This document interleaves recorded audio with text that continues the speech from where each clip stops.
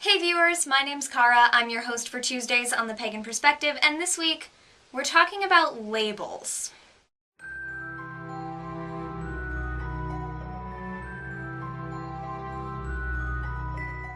This is just a thing that gets talked about so much, and nothing's ever really gonna come from it, but we're gonna talk about it again. The topic suggestion is actually not phrased in the form of a question, but it's basically just pointing out that there is a recent movement aiming to clear up labeling misconceptions. I'm reading that directly, that should be in quotes. Because, as they said, British traditionalists obviously are not keen on solitaries calling themselves Wiccan, and some solitaries don't feel Neo-Wicca identifies their practice or that title feels wrong in some way. More information can be found here, and there's a link to a blog. And I've actually come across this blog before. Someone has linked me to another article on it before. I think the one that we're supposed to be paying most attention to here is the one in the middle, which is titled Wicca. The link is actually to the blog itself, not to a particular article on it, so I'm just assuming that we're looking at that one. But since it wasn't phrased in the form of a question, I told everyone to kind of think of it as the question being, how do we feel about labels? What is correct and what isn't? Who or what should determine what labels people use, etc. So in order to keep this somewhat short, I have scripted this. I will probably put the text version of it on my blog, so you can read it if you prefer to do that rather than watch. So I am going to be kind of reading because I did write it all down, but hopefully I won't just be looking at the screen. So first of all, I've said this a million times over. I'm sure by now you've heard me say this or similar words. Labels are useful for letting people know a starting point of something about us. The exact individual differs from every other individual, even in a group, so we always have to ask about specifics as far as the individual, but labels do help us have a basic starting idea. Beyond that, I don't think labels should cause problems. The individual should be asked what they like to be called and why.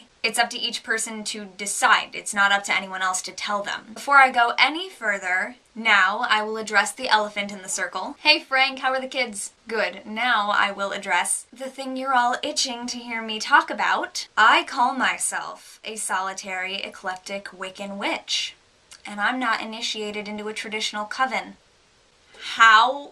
What kind of nerve? The blog post argues that if I were truly dedicated to this path, I would go out and find a coven to get initiated into, even if it means having to move. Firstly, I didn't write this part down, but I'm adding it now. You could pick up your entire life and move to find a coven, and there's nothing saying that that coven is going to be the right one for you. So am I supposed to get up and move around to whatever amount of different locations it takes for me to find a coven? Anyway, back to my script. You know what? Someday I want to. But as a recent postgraduate with very little money, I'm not about to do that. I personally see no issue with me calling myself what I do because I believe there is a difference between a traditional Wiccan and a solitary eclectic. I'm always quick to point out that I am not a traditional member and therefore do not speak with that experience behind me. But I have spoken to initiates about what I do practice, and at least the ones I've spoken to see no problem with me and my chosen label based on my beliefs. Others will disagree with me, I have no doubt about that. I know there are people out there who would say no. But since I never claim to be part of that group, I don't really stress so much about it. As long as we all know what we mean and can explain it to someone who asks, someone who may have another definition of our label, I think we can say whatever we personally choose. Now, if I chose that title willy-nilly because it sounded cool, then yeah, I would be ticked off at me too. The article seems to suggest that what I practice is not Wicca, but Neo-Wicca, or some other label altogether. If it makes you feel better to call me a Neo-Wiccan, go ahead.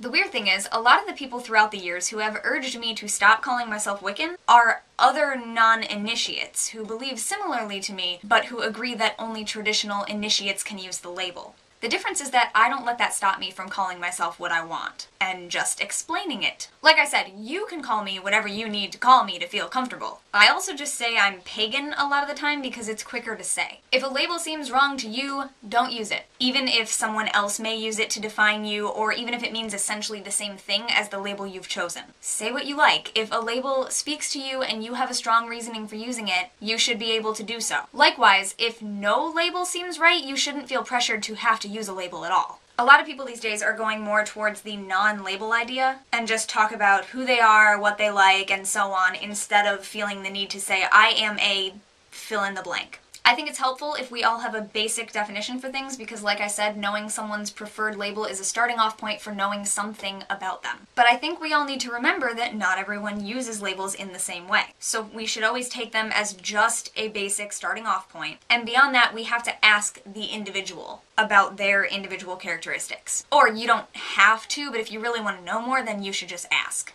Because labels are for soup cans. And yes, I wrote that before I saw Rich's video. It's really late on Monday, and I wrote this before his video was posted. I believe two rather contradictory statements to each hold truth. One, it's just a word. And two, words hold power. That's why we go back and forth about things like this. On one hand, it doesn't really matter in the long run what word we use. On the other hand, it does mean something to us. That's why I think our first responsibility is to ourselves and what we feel comfortable with, if anything. And thanks to writing it down first, I am done for this week, and I don't need to ramble on further. That's all I have for you this week on Pagan Perspective. So thank you very much for watching, and I will see you next time. Blessed be, and goodbye.